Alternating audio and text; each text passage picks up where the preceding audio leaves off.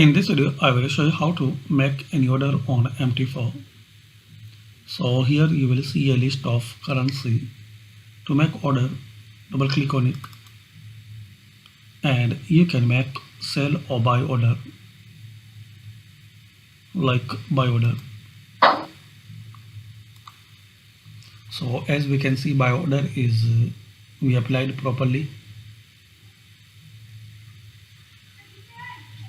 To close your order, wait for a while till this your order will success. Just now it's minus 0 point about 15, and you will see all my orders here.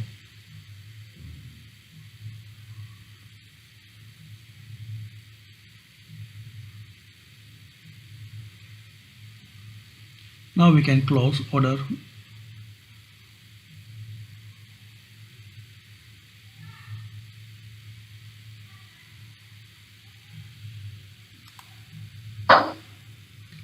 So this way guys, you can make order and you can close.